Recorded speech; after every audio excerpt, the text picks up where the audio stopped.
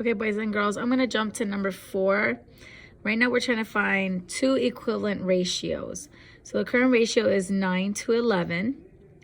What would be an equivalent ratio? We need two numbers right here. Well, I can multiply this ratio with one number to have an equivalent ratio. Lo voy a repetir en español. Quiero una proporción que sea igual, que sea equivalente a 9 a 11. Entonces puedo elegir un número para poder ayudarme a multiplicar el 9 y el 11. Yo voy a escoger, por ejemplo, podemos escoger el número 5. Entonces, puede ser cualquier número que uno quiera. 9 por 5. 9 por 5 me da 45. Y 11 por 5 me dará 55. Mi nueva proporción es 45 sobre 55. So now I'm going to explain in English. I chose number 5 to multiply 9 11ths by 5. So 9 times 5 is 45 and 11 times 5 is 55. My new ratio is 45 to 55. What about multiplying with another number? How about times 10? Times 10 por 10. Lo que hago arriba hay que hacer abajo. What I do to the top, I got to do to the bottom.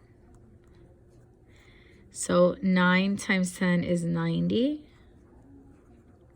And 11 times 10 would be 111.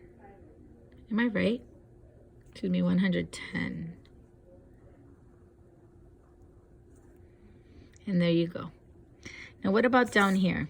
What about on the bottom where it says determine whether the ratios are equivalent? Vamos a ver si estos dos razones de proporciones son equivalentes. Primero, siempre empiezo con la fracción con los números que se ven menor.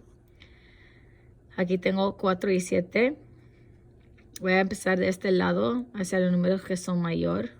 So I'm going to start with the numbers that are less numbers and then work my way to the greater numbers. So 4 times what gives me 10? Nothing. 4 por qué me da 10? Nada. 7 times nothing gives me 9. 7 por nada me da 9. Entonces no hay ningún número que existe para darme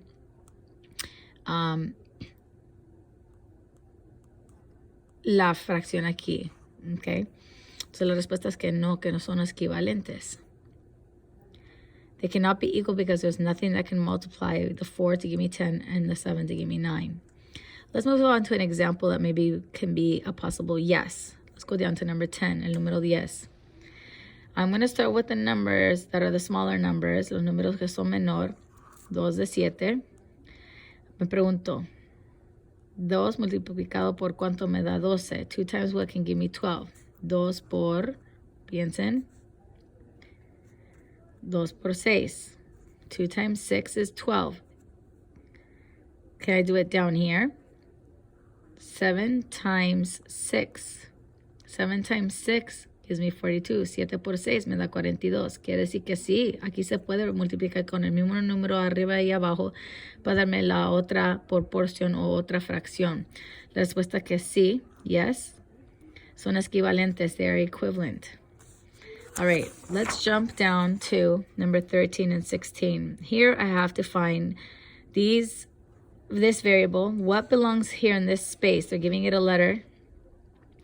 If I follow the unknown rule, okay, I need to figure out what is the rule. What happened to the 5 to give me 35? If I can figure that out, I can figure out what is this number. Voy a explicar en español. Vamos a ver qué es la letra R. La letra R está representando un número. 5 por cuánto me da 35. 5 por 7 me da 35. Quiere decir que aquí abajo voy a multiplicar el 7 por otro 7. 7 por 7 me dará 49. Quiere decir que la letra R está representando el número 49. All right. Let's go to number 16. El número 16. En este caso, el valor que no dice aquí, esta Y, no sé qué número va ahí. Entonces, vamos a bajar abajo con los dos números que sí tengo.